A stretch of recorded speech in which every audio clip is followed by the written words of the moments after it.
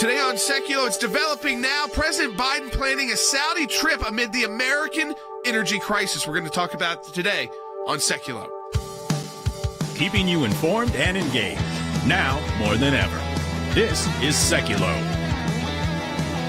We want to hear from you. Share and post your comments or call 1-800-684-3110.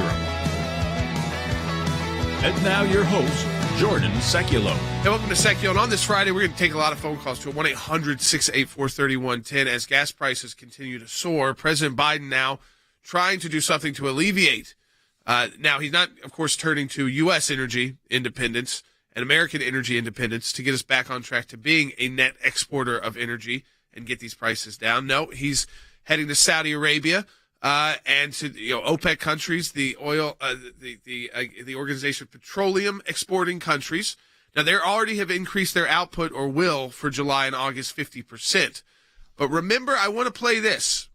This is what President Biden said about the Saudi government and Crown Prince Mohammed bin Salman, or MBS as people call him, while he was campaigning for president, and just how much things have changed between then and today. Khashoggi was in fact murdered and dismembered, and I believe in the order of the Crown Prince. We were going to in fact make them pay the price and make them in fact the pariah that they are. There's very little social redeeming value in the present government in Saudi Arabia. They have to be held accountable. So what he was calling for there is the Saudis to internally have a regime change. Take this crown prince out, install a new crown prince, because there is a king still alive. There's a whole structure there that's more complicated than it's just a monarchy, one guy. so it's not just one guy. Exactly. And, of course, he comes into office. We now have all these disasters. And guess what? There's not going to be regime change because of a president. That does also tell you about American weakness. But second, instead of, calling them pariahs, what's he doing? He's going to beg. He's going to kiss the ring, as you'd say. I mean, literally, when it comes to those countries. And instead of, if you would have had the relationship that President Trump had, doesn't mean everything the Saudis do is perfect. Obviously not. They're on a countries of particular concern, State Department list for their how their human rights abuses. So everybody knows that. At the same time, they are a military ally and a security ally to the United States and Israel and our other Middle East allies. We have a shared enemy in Iran. We have a shared interest in oil. And so instead of him being able to pick up the phone as President of the United States of America and say, do this, he's now having to go to the country he called for regime change on. Meet with the guy he wanted taken out. And, that's the the other other thing. thing. And do a photo op for them in Saudi Arabia. He's not coming to the U.S., in Saudi Arabia, so they increase oil production, which also was caused by his policies. So all this is caused by Joe Biden. Yeah, so what you've got is, and this is, I think, the reality of what's about to happen, is that you won't see the impact, by the way, on gas prices and probably until mid-July to August. So that's number one. Number two, and I think this is the troubling thing, is it's fine that the Saudis are going to increase production, and that will help. Listen, we want people to be helped here because this is a mess. But you've got we're projecting, Andy, tremendous weakness in a region of the world that you cannot project weakness. Jay, if you only knew the truth of that remark is just resounding. You cannot go to the Middle East and any part of the world, but particularly with respect to the Middle East, where we have done many negotiations. You cannot go there hat in hand, begging and asking and pleading, because the mentality with which they deal and the mentality that they have sees that as the most ultimate weakness and pusillanimous nature of an American president or anybody coming to them asking hat in hand for a favor. He's already been rebuffed once, and he's going back again. This is a display of American weakness that is indefensible. We want to take phone calls. We know this gas prices are affecting you. We want to know what your thoughts are on this, how it is impacting you, what it's like in your community. 1-800-684-3110. We really want to hear from our audience on this Friday to get information. 1-800-684-3110. Yeah, because there's two things. One, the begging U.S. president who caused this crisis, but really how the crisis is impacting you. I want you to be able to tell your stories about your company, your small business, who you work for, your family. 1-800-684-3110. Be a part of the broadcast today. We've got time for it in the segments, too, to take a lot of your phone calls at 1-800-684-3110. We'll be right back. America's relations with the Kingdom of Saudi Arabia. The countries have enjoyed a strong economic partnership for decades, and the relationship has been often termed as special by analysts. Now the same foreign policy analysts are predicting that this bond is waning, especially after Russia's invasion of Ukraine, and Riyadh refused to side with the US or release more oil. Now several US officials have urged the Biden administration to rebalance Washington's relationship with Saudi Arabia. President Biden is planning a visit to Saudi Arabia this month to rebuild relations with the oil-rich kingdom. That is according to a New York Times report that cites administration officials. The president plans to meet with Crown Prince Mohammed bin Salman, who was deemed responsible for approving the assassination of Washington Post journalist Jamal Khashoggi, according to an intelligence report that the Biden administration released last year. President Biden is courting energy producers to replace oil from Moscow and stabilize world markets. On the same day, OPEC and 10 allies unexpectedly said that they will modestly increase oil production by 648,000 barrels a day in July and in August. However, many oil analysts appear skeptical that this extra oil announced so far is enough to lower prices here at the pump. You have to wonder, why go to Saudi Arabia? Why try and mend fences there before you even try and mend fences with big oil producers in this country? Even if you incentivize more output out of U.S. producers in some way, you would never get those barrels enough in time to meet the summer demand. I think in the U.S. in particular, the headwind we face is on services, right? So you can drill a lot of holes to produce oil, but you don't have enough pressure pumping to then finish the wells. You're short on refining, and that's something we shouldn't overlook, right? Even if you produce all that crude, can you actually make it in diesel gasoline? Like, the challenges we face, especially this summer, I think go beyond what policy can help. All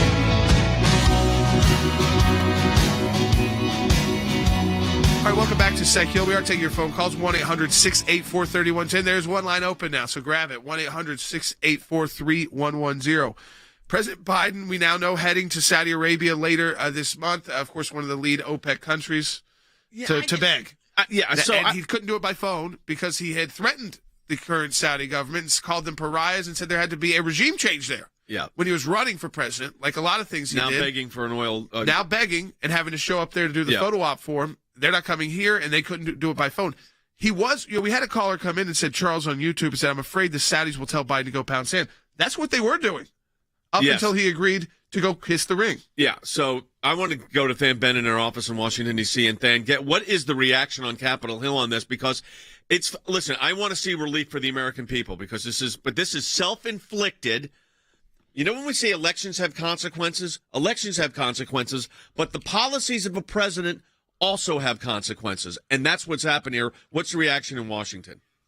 Yeah, no question about it, Jay. I mean, I think the main reaction is the one Jordan just delivered, that the only reason this trip is happening, the only way reason this policy shift is happening is because the president's hand was forced, Jay. I mean, look, Andy called it going hat in hand. I think that's a good description, but we're doing it, Jay, when we know good and well that we have the resources right here in America to produce what we need. And we know it, Jay, because we were energy independent just a little over a year ago. So that's really the resounding response from Capitol Hill is, look, now we're in a situation where we're desperate, where we do need energy production from overseas immediately. But the long-term solution that people want, Jay, that the American people want, is one that this administration and, quite frankly, this Congress is not willing to give. It's one we had just a year and a half ago, and that's that if you get into a bind like this, you are not in such a pinch that you have to go begging because you can produce it domestically. At this moment, Jay, we can't because of the regulatory environment from this administration. This is when you start looking like a third world country. When things like this,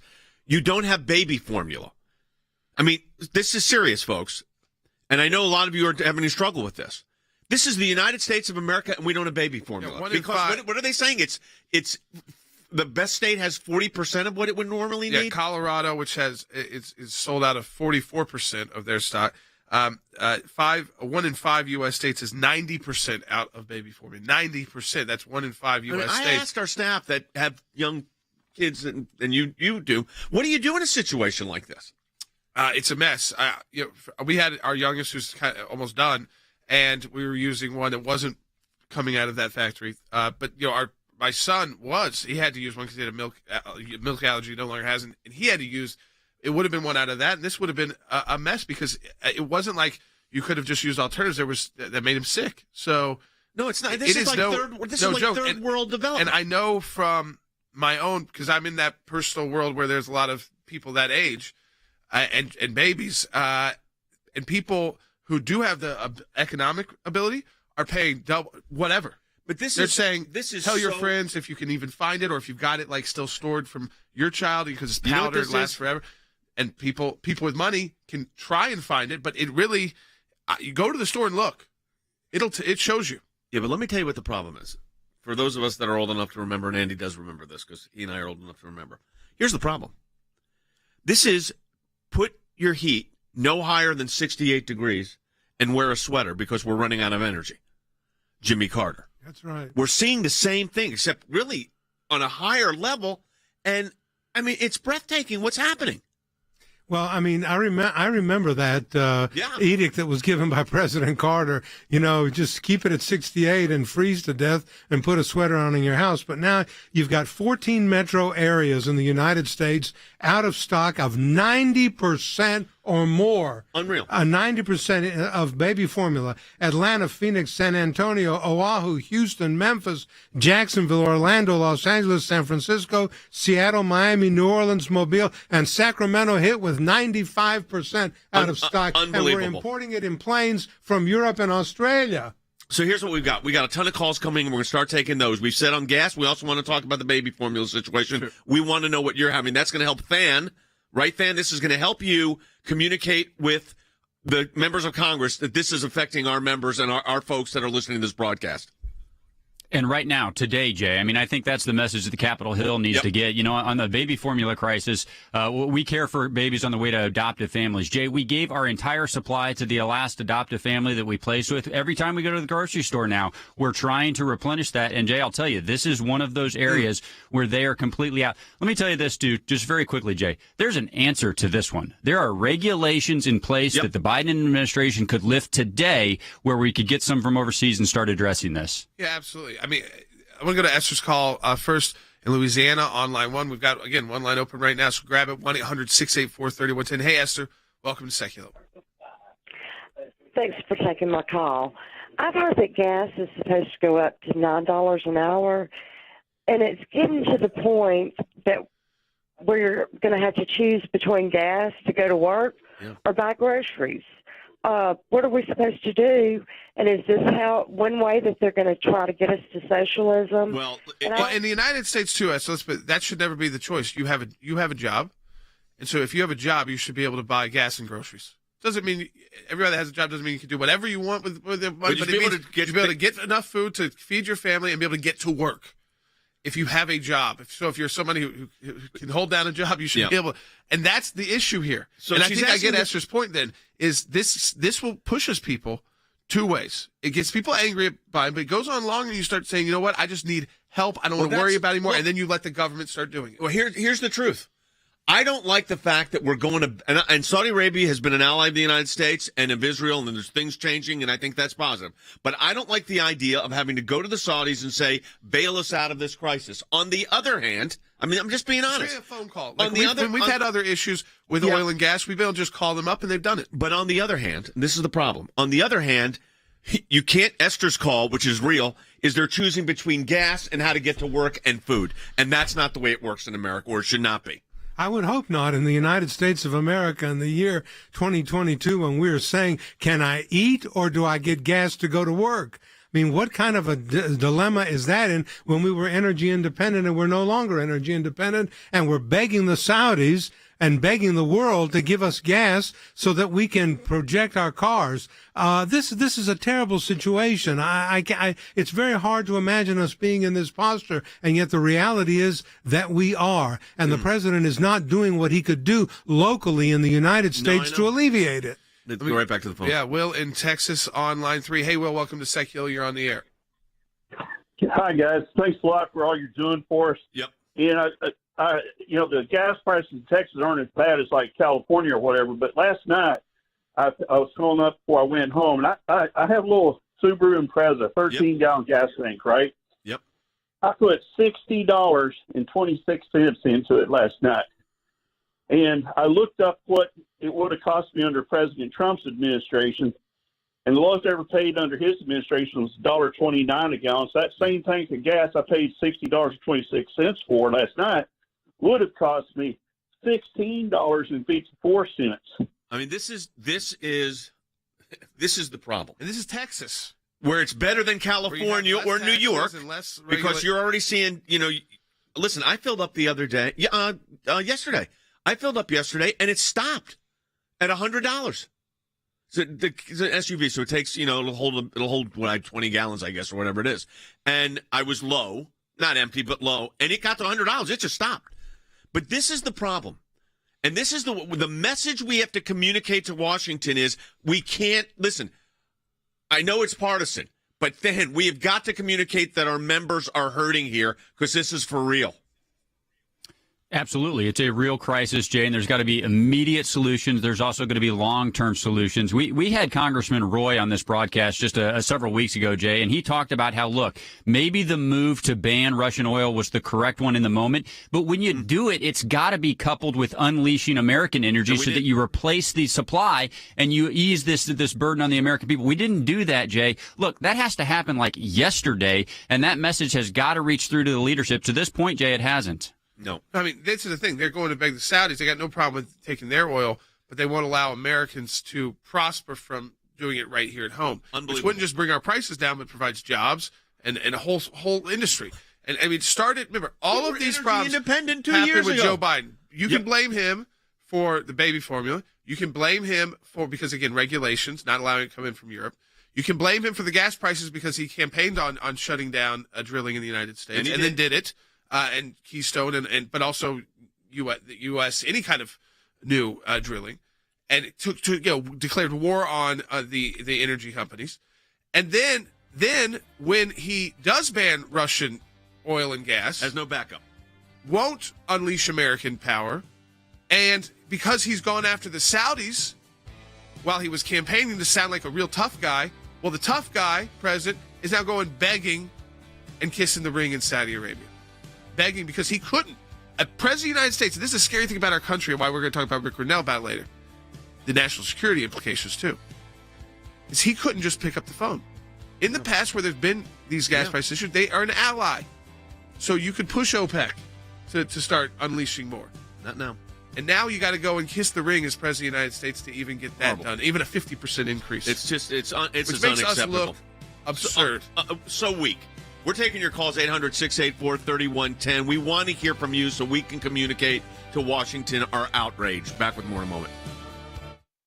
When we see something, when we hear something, when we're concerned about an issue, we don't just talk about it. We do something about it. And that goes to our Government Accountability Project. The things that are important are knowing where to look and who to look at. What we're trying to do is get information that we, the people, are entitled to. We sort of call them puzzle pieces because we don't know which ones we're going to need in the long run. But you gather all the puzzle pieces together, and then you start to put them together to uncover the truth, really. The Freedom of Information Act, that's a statute that allows us to get information from the government. Starts with a letter from our offices in Washington to these agencies.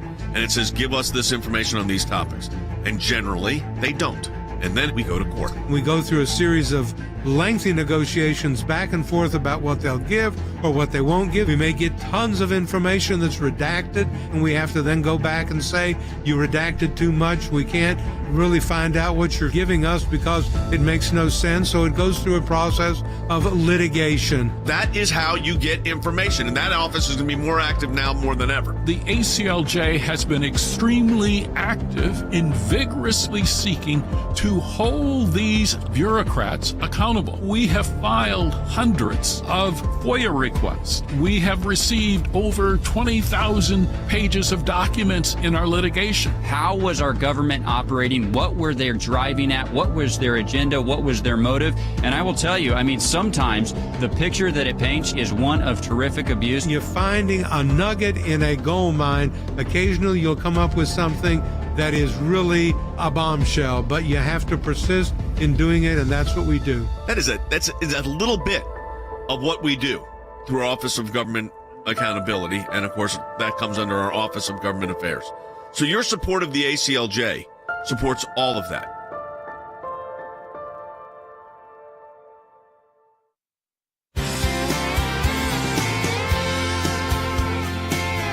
We're going to take your phone calls at 1-800-684-3110. We're about to get right back to those, but I do want to set the stage, too, about what we're talking about with gas prices, inflation, President Biden having to go beg the Saudis to increase the oil output, which they're going to start doing in July and August, but by 50%. And when does that actually impact you and how long that takes to trickle down? But listen to the president here. This is this morning in Delaware, Bite 31. Congress could help ease the cost for families right away by passing my clean energy investment proposal that I proposed that's been sitting there.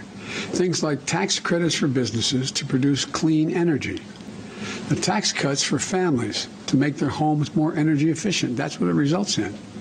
I met with nearly a dozen CEOs of America's largest utility companies, such as Southern Company and American Electric Power. They told me that if we pass the investments, they'll immediately lower the average family's energy cost by about $500 a year. Yeah, except for the Amazon Washington Post even said 4 Pinocchios to that statement. Because you know how that would take until 2030. You know it was based on there would be more use of electric cars. So he's misusing corporate info about how the costs, and some of those are nuclear energy companies.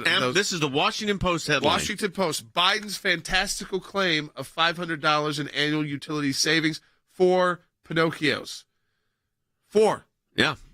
So this is the left even saying, pipe dream, liar. That 4 Pinocchios means really bad liar. And that's the left calling him. So it's not like, it's not Fox. And he's mad at his staff now because they're publicly saying that they're having to correct him to reel things back in. But the fact of the matter is, he makes these statements. Do you remember the way they used to beat up President Trump? Oh, yeah. Just for talking. This guy, now, to the Washington Post credit, they didn't let him get away with it. But the fact that they say a dozen, this is what it says. This is Biden's fantastical claim of $500 in annual utility savings. This is the Washington Post headline, Andy, coming on this. Yeah, remember, democracy dies in darkness, they say. So now they're exposing him. He didn't hear from utility executives. The report he is citing is not about household utility bill savings. Most of the claimed savings come from the reduced cost of driving. So they call him out on all these things. Reduced cost in driving because people can't afford to drive their cars. No, you got to decide whether you're going to buy a loaf of bread or a gallon of gas. It's ridiculous. Back to the phones we go. Let's go to Jared in California. We know a state that's hit with really high prices. Yep. Hey, Jared. Hey. So thank you for taking my call. Sure. Long-time listener, first-time caller. Last week, our prices was $7.29 for diesel. What's it? It's got to be higher than that now because they said diesel price is almost at 8.5. I saw that was last week. $7.29. I couldn't believe it. And how's that impacting? From what you're gathering in California, and we're on a lot of stations in California. How's it impacting people out there right now? Well, a lot of the people that I know and work with are driving 30 minutes one way to work, 40 minutes one way to work, and they're just like, we got to get rid of our SUV, our pickup, and get a little car, and good luck because the market was hot for those little rigs. Oh, they say car prices are up 30% in some states. Oh, yeah, because it's the used car market is up. I mean, you could sell your used car the dealerships will buy them back for you. The whole thing too. I have a V8, and you can just think about it. And everybody, I think that's probably the average commute for most people. 30 minutes, not a big huge commute. No, but you're burning gas. That's costing real money. You're having to fill up once a week. Yeah. So Than, in Washington right now, what's the tenor? I mean, Republicans, Democrats. What's the tenor of what's on Capitol Hill? This is a mess.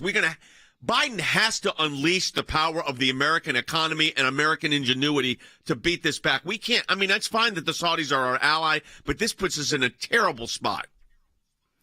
Well, here's the problem right now, Jay. The only solutions that are being put forward from the White House and then from the leadership in both chambers, quite honestly, are spending and stimulus solutions. I mean, we've all seen this. It's spending package after spending package after spending package. And some of it clearly is legitimate. But, Jay, clearly they believe that they can throw money at the problem and make it go away. I mean, the Washington Post article that you just read from illustrates that. But, Jay, when you're talking about inflation of this magnitude, that's actually compounding and accelerating the inflation problem. So, look, the message that we're trying to get to them is that the American people actually want the government to get out of the way of productivity, especially when it comes to domestic energy exploration. But, Jay, the tenor, it's one of spending and stimulus.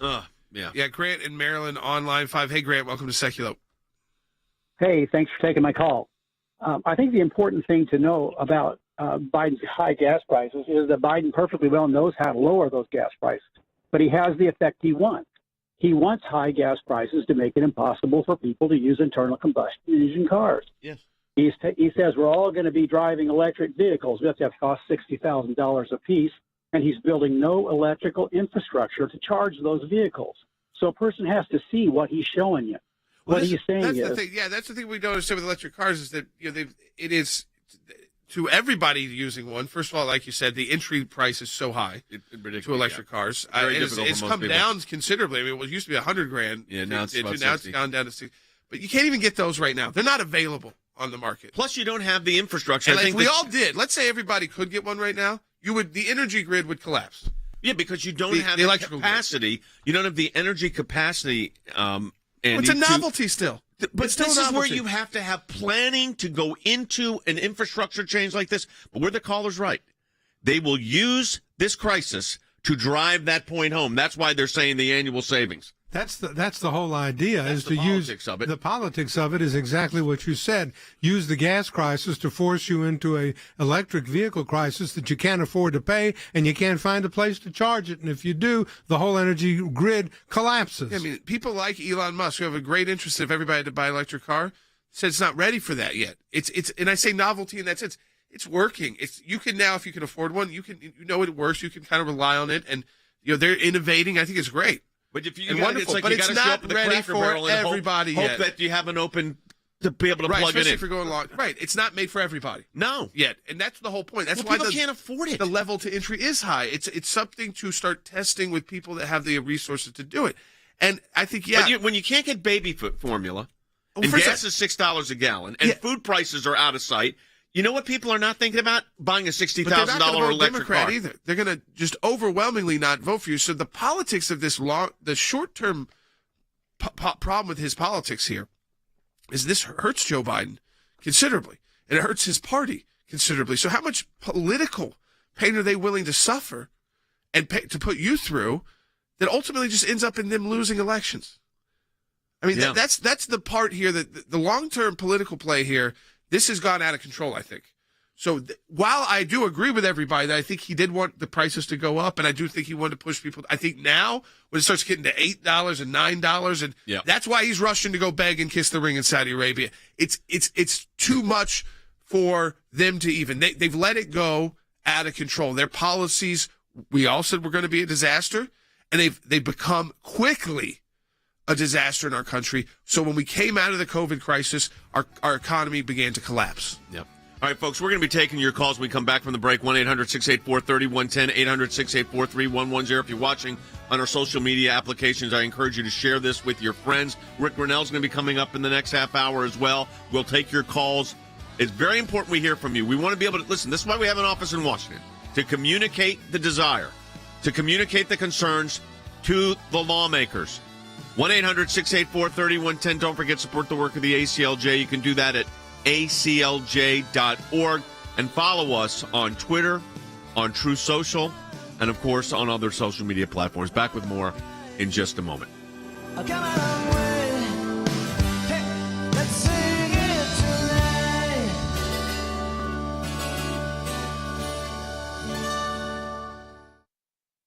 In my time in service, both as the CI director and as Secretary of State, I watched the good work that the ACLJ was doing here in the States and all across the world. The ACLJ's work at the UN overseas is incredibly important. We have on our team policy experts. They're all engaged in foreign policy issues. We actually try to go in and do something positive and actually affect change. We had a series of cases primarily dealing with religious liberty. Nations that had more religious freedom had better democracies. We've taken the First Amendment, and that has been our cornerstone. It's to defend the rights of people of faith. We not only hold our government accountable, but we hold other governments accountable. You have to actually be committed to fighting it out, or else you'll never win. Your support of the ACLJ enables us to do all of this. Go to aclj.org today. That's aclj.org. Keeping you informed and engaged. now more than ever. This is Sekulow. And now your host, Jordan Sekulow. So the President of the United States, who called the Saudi Arabian government, this is President Biden, a pariah, saw no worth in that government, was basically calling for, when he was campaigning, for the Saudi government to do their own regime change, which a monarchy can do. Of course, they didn't do that. And now, what's he doing? He's flying over to Saudi Arabia to kiss the ring because OPEC just announced that they would increase oil production 50% in July and August. Which will drop. But he couldn't do that by phone. And the reason why he couldn't do that by phone, it's not because eventually as your president, you don't meet with the Saudis and sometimes go there. Of course. They're a strategic ally. President Trump did it to fight terrorism. Right. And we had them as an ally to fight terrorism. Doesn't make them perfect by any means. But what I've said is the crisis he created here at home has now gotten out of his control. It has. It's not like, I just want to put some pressure on people to buy more electric cars. Because now people can't afford electric cars. They can't get baby formula. And they're choosing between food and driving. And I want to go right. Take Ron's call. He's calling from Montana. Yeah. This is very, very interesting. Next call I was going to take. Hey, Ron, welcome to Secular. You're on the air. Hey, Ron. Oh, thank you. I'm seeding wheat in eastern Montana, and we have had loads of fertilizer come in for years. We've been here since 1923. Last year, an 11-ton load was $4,000. This year, thanks to Biden, it's $11,000 a load. And we have really been wondering how to make this work. We're still putting grain in the ground, and the prices of diesel is around $5.44 a gallon here. And what's really a mystery is Williston, the Bakken oil, and eastern Montana and western North Dakota has more oil than the world has, and we could make the prices go back down. That's exactly the problem, is that we have the capacity and the resources here in the United States, but we have an administration that will not allow it to happen. And then I want to focus on something you said, Ron. Fertilizer costs have tripled. Fertilizer costs have tripled. Now, you impact our farmers like this, guess what you run into? Food shortages, food prices out of control because they've got to be able to make a living doing this, and it creates a countrywide problem. It's not just the farmer in Montana. It's anybody that is producing grain, food items when these costs are out of control like this. So this, like Jordan said, this isn't helping him politically, but it's really hurting the United States.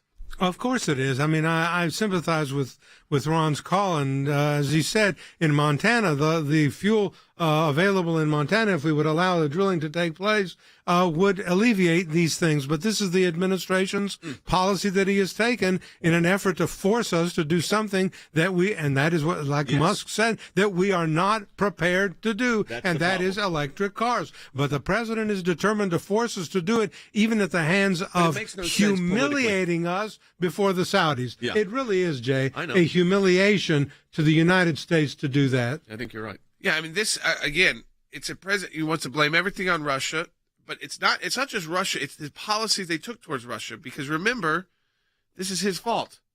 He decided, like we said, he cut off Russian oil and gas without having a plan. That same thing goes for the fertilizer. Exactly. It comes from Russia, Ukraine. The fertilizer for these don't for the cut it farmers off is huge. until you know, like we talked about with Congressman Roy, we talked about that. We can all agree we'd like to get to that point, but when you get to that point, better have your backup plan ready. This White House, because it's run by liberal kids and an old man, has no backup plan for anything. They have no backup plan.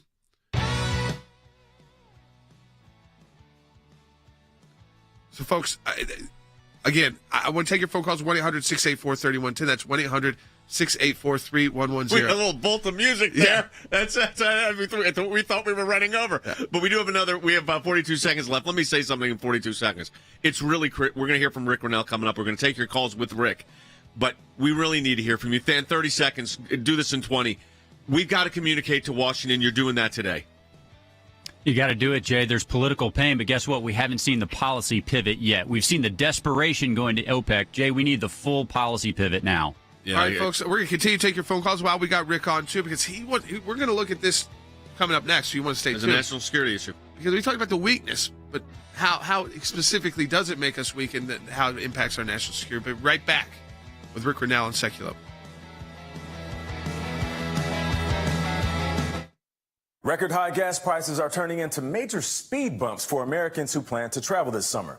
This morning, the nation's average price for a gallon of regular is $4.76, another new record. Many experts believe that $5 or $5.20 a gallon is the pain point where Americans will dramatically curtail their driving, maybe cancel the family vacation or park the family SUV. And that pain point could be close by. Already 8 states are over the $5 mark. California, well above that. $6.24 is the state average in California. Some areas $7.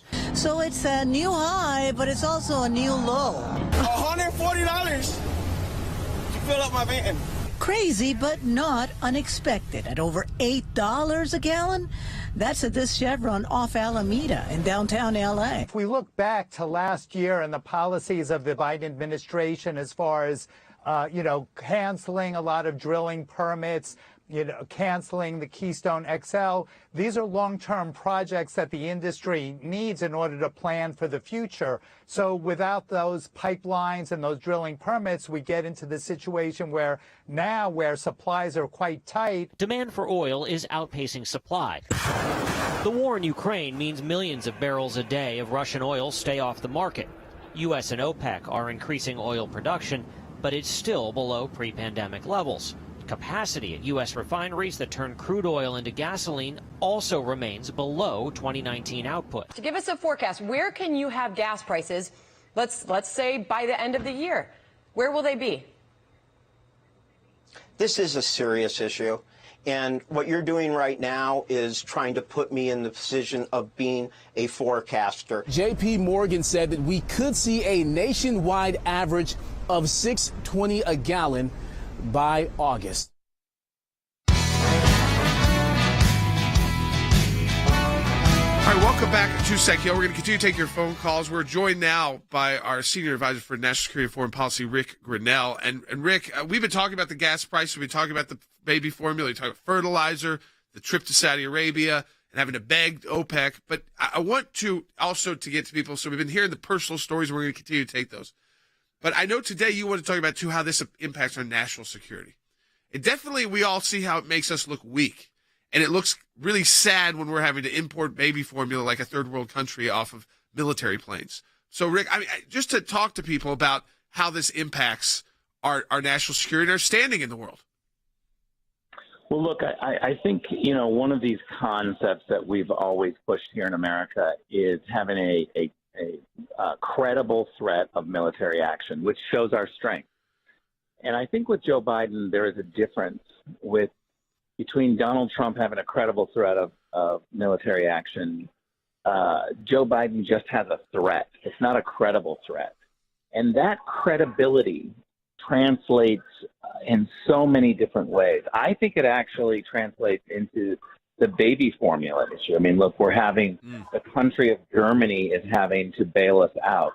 Do you think that the German government and the German people are looking at the Biden administration and saying, okay, here's an administration that totally dropped the sanctions on the Russian pipeline at our request.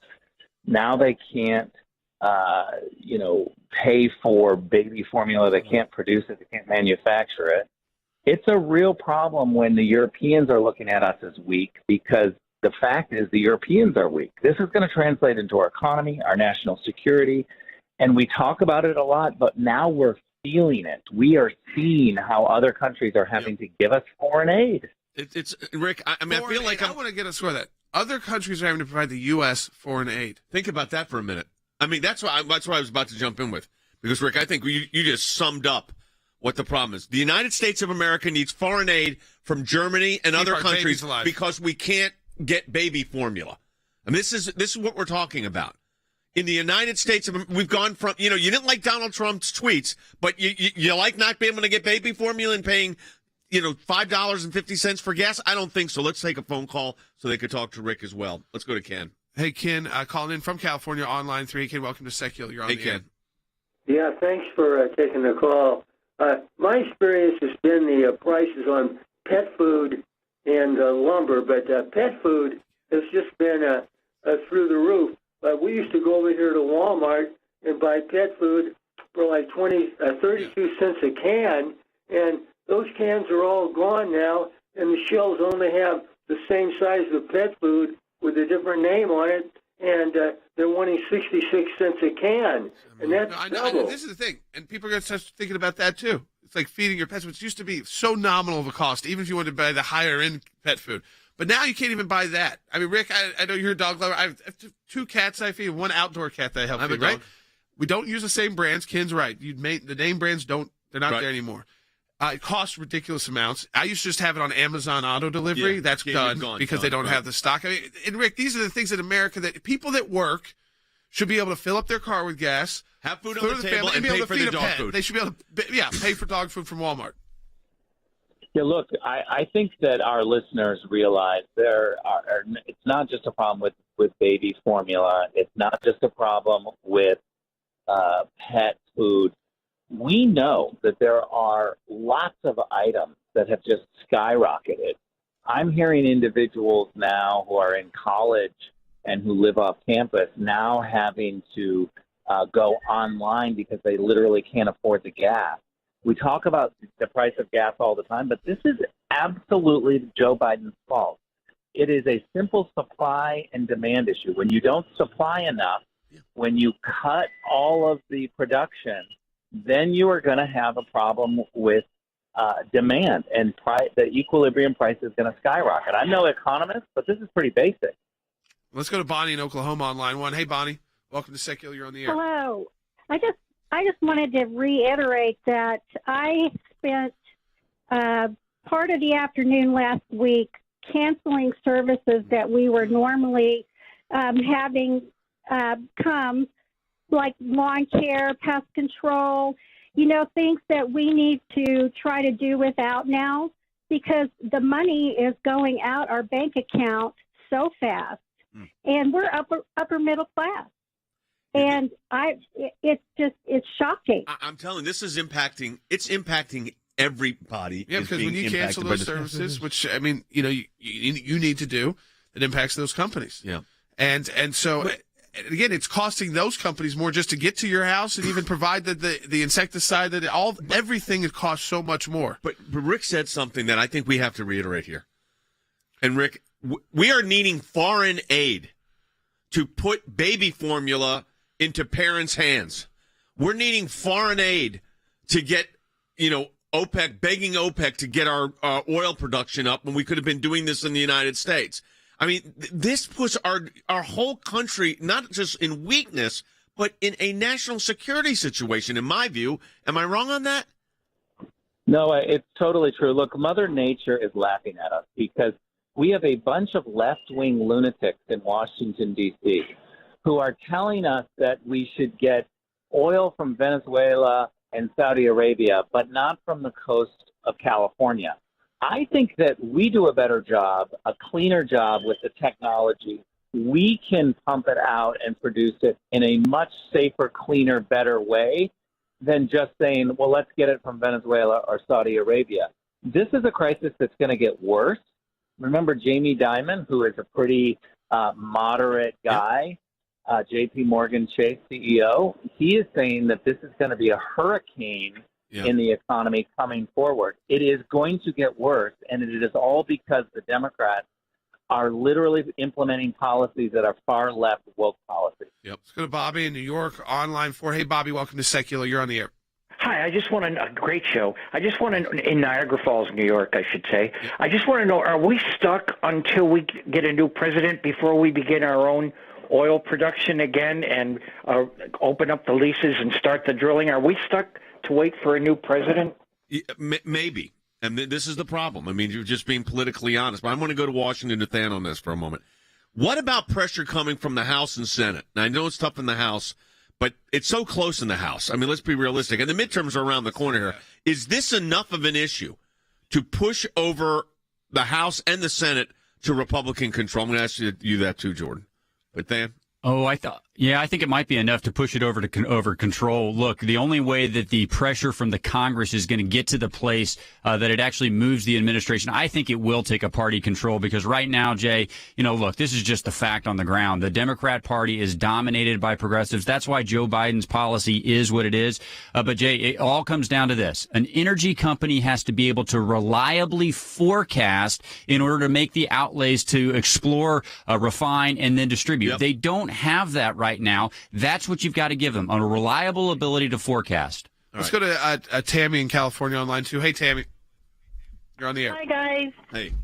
Hello. I just wanted to make a comment because up in Northern California, we're paying, I just filled up and it was $6.19 a gallon for regular unleaded gasoline.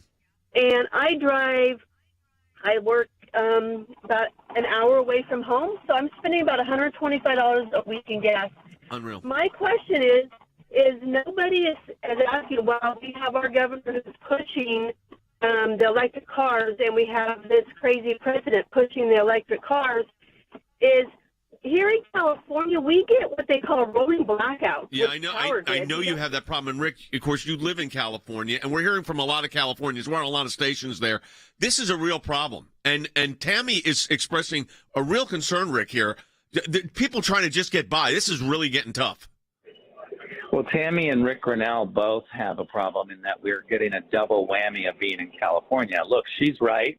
We've rolling blackouts because we are not participating in the LNG explosion that the rest of the country is. There's not a single LNG terminal on the entire West Coast. Unreal. We live on the ocean, and yet we have literally ads on television telling us to conserve more water. We can't conserve anymore. We're already supposed to take fast showers, and you're supposed to not water your lawn on certain days. So all of our lawns are becoming brown and gross, and they're just saying, well, put rocks in. You literally, in the state of California, are being told to unplug. There's commercials. Unplug your kitchen appliances. Yep, I saw that. Here's the thing. And Rick, I appreciate it. Thanks for coming on the broadcast. We appreciate you tonight. We are looking like, Rick said, foreign aid. The United States needs foreign. We look like a third world country. We're going to take your calls in this last segment. We need to hear from you. I want to hear from some parents on this formula situation too. 1-800-684-3110 if you can get through. 800-684-3110. You know what's tough and why I think that I think we haven't heard as many of the parents directly is because they're spending their day with their free time trying to find formula. I mean, that's is it that big of a thing? Yes, they're going. Yeah, bigger than if you're in that age group. I am. People, I see the post every day. They will pay anything, and that's a group that can pay. It's not even double, triple. It's just anything, and they got to ship it to their friends somewhere else. I mean, so it's not even just the local issue. It's also people trying to help people in other places. 1-800-684-3110. Join us. Because of the support of every member of the ACLJ, one of the practice areas that we've been able to develop is Freedom of Information Act requests, or FOIA requests. It's thousands of pages of paper, and in those thousands of pages of paper, you usually find a nugget. The goal here is to gather the puzzle pieces. Sometimes you don't know which ones will be important until they become important. Government agencies acting out of control. We have exposed that in our FOIA litigation, and we do that every day that we bring these cases. It is your statutory right as an American citizen to have access to documents that reveal how the government is functioning, how your government is functioning. Do you remember the Iran deal? There was a video about what took place on that deal, and it was edited. And the edit took out the key part of what was going on. State Department, White House, editing videos to keep it from the American public. How do we know? Because our FOIA litigation got that document. We took it to the IRS. No one ever does that. And because of it, it's a very weak government agency that used to be the scary government agency. What the IRS was doing was violating the Constitution and statutory law. Because of the litigation we engaged in, it's a different agency. They can't do what they were doing before. And they've been hiding behind in the shadows. These FOIAs bring them to light. All of this information came because we went to court to get the information. Many times when we make these requests, the requests actually end up in court as the bureaucracy fights back to withhold the information. But that's okay because the law is on our side. We are entitled to the information that is in these requests that we have made. We've got the declassified list of Obama administration officials who started asking to unmask. How was our government operating? What were they driving at? What was their agenda? What was their motive? The picture that it paints is one of terrific abuse. Those of you that support the ACLJ, this is what it's all about at the end of the day. Think we haven't been on this, folks? We've been on it.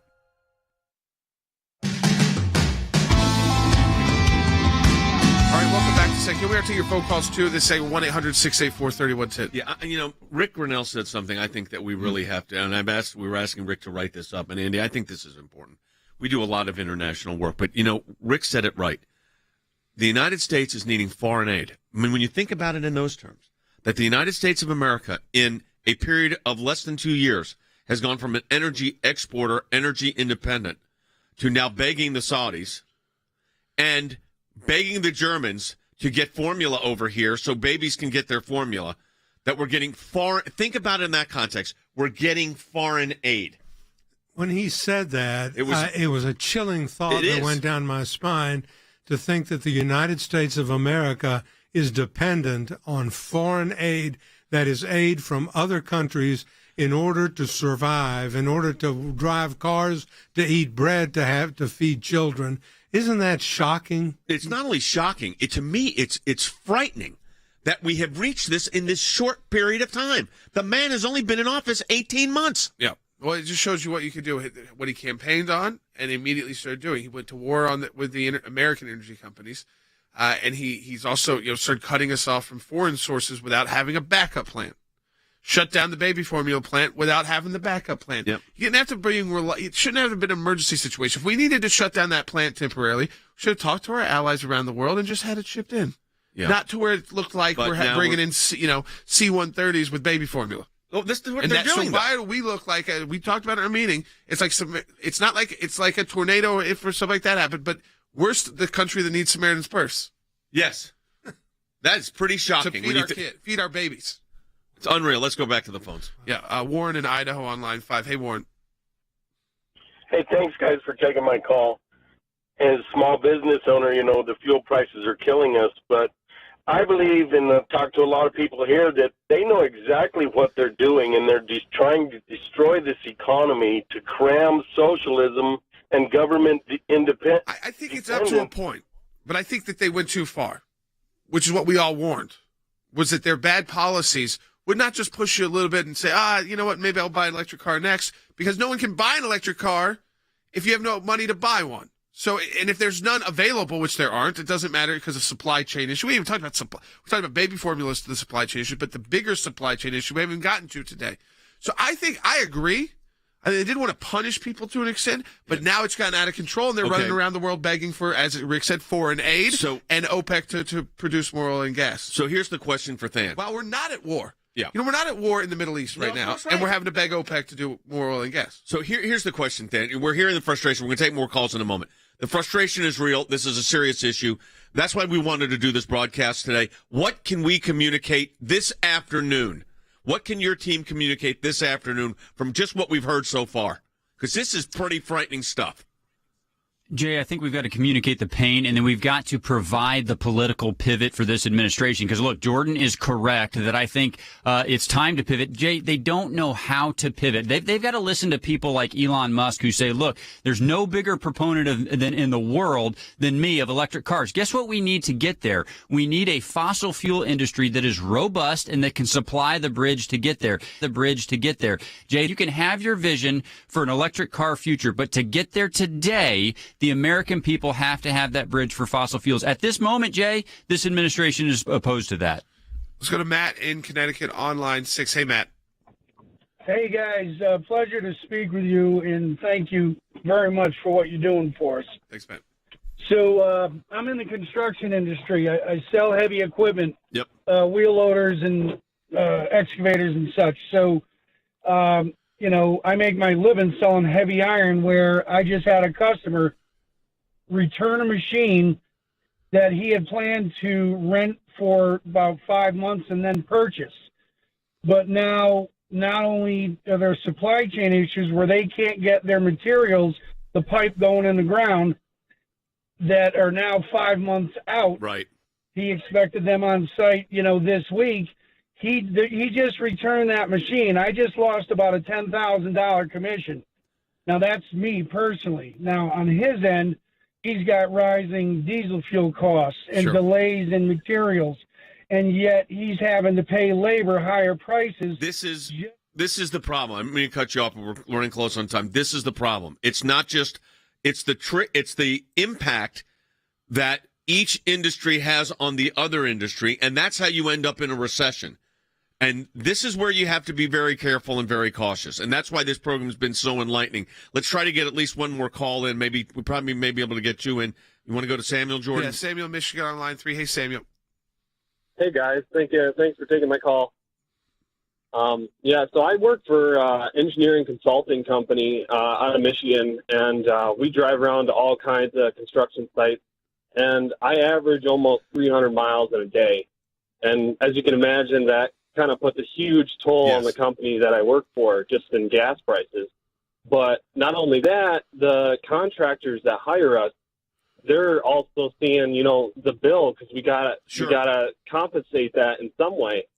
So now you got contractors that are trying to meet this new infrastructure push to increase infrastructure in all these big cities that are. This is the ripple effect of what's happening. When elections have consequences, policies have consequences, and bad policies, Andy, have really bad consequences. And we have bad policies. Yeah, bad policies. Johnny in Kansas line at 4. Hey, Johnny. Hi. You're on the air. Hello. You're on the air, Johnny. Hi. Yes, I'm calling from Kansas, and I'm addressing the baby formula shortage. I have a daughter that lives in Oklahoma and a niece that lives in Missouri. Shelves are very bare in all 3 states. I have tried to find it for my daughter. We're about to possibly have to go to goat's milk. It is supposed to be the closest to breast milk. Her pediatrician said it is an excellent choice, but you just need to add vitamins to it. Yeah, I mean, this is the issue, and it's Rick if that's what you wanted to choose from the aid. beginning, that's one thing, but you're having to shift, and that's causes a whole issue. This is this percent, 74% nationally out of stock rates. That's the national out of stock rate. So I mean, 74%. In 1 in 5 states, it's 90%. In the best states, it's 44% out. It's almost half.